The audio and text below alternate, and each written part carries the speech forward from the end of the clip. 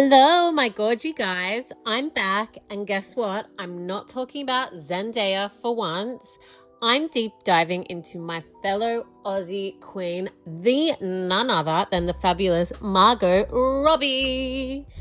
She has come such a long way from her Neighbours days, honestly. Like, I literally remember watching her on Neighbours, and now she's just out there as one of the most powerful people in fashion, which is honestly insane when you think about it.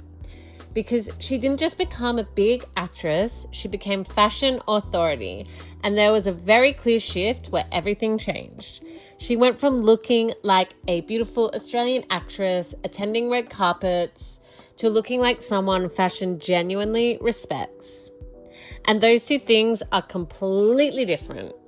Once you see that shift, you realize none of it was accidental. She didn't just grow up in Hollywood, you know what I mean? She took control of Hollywood and the way that Hollywood sees her. When Margot first became famous, especially around that time of the Wolf of Wall Street era, she was very much in her beautiful rising actress phase. She looked incredible. Everything was polished, hair perfect, makeup perfect, dresses perfect, but it was safe. It was very safe. She looked like someone who had been styled, not someone who was in control of their image. And that's not a bad thing. It's actually a really common thing in Hollywood. Most celebrities stay in that phase forever. They attend events, they wear nice dresses, they look beautiful, but they never really cross into fashion authority. Because fashion authority isn't actually about just being pretty. It's about being trusted. And at that stage, Margot was admired, but she wasn't yet trusted as a fashion force. Then Chanel entered the chat. And this is where things started to shift a little bit, you know what I'm saying? Because Chanel doesn't just pick random actresses. They pick people they believe in long term. People who represent stability, power, and influence. Suddenly, Margot wasn't just wearing dresses, she was wearing identity. Her looks became sharper, cleaner, more controlled. She stopped looking like she was trying to impress people and started looking like she expected to be there, which is a completely different energy. You could literally see the shift happening in real time. She didn't look nervous anymore. She looked certain. She looked like she belonged there. But the real turning point was her stylist, Andrew. Because every fashion powerhouse has someone behind the scenes, let's be honest. How many times could I speak about Zendaya and Law Roach? And Andrew completely understood Margot. He didn't try to turn her into someone loud or chaotic. He didn't try to force viral moments. He built her image slowly and intentionally. I've touched on this with Zendaya and Law Roach as well. He leaned into her natural strength, her calmness, her confidence. He kept everything refined, controlled, and believable. And believability is everything. Because when someone's fashion feels forced, people can sense it immediately. But Margot's evolution never ever felt forced. It felt natural. Like she was growing into her power, not chasing it.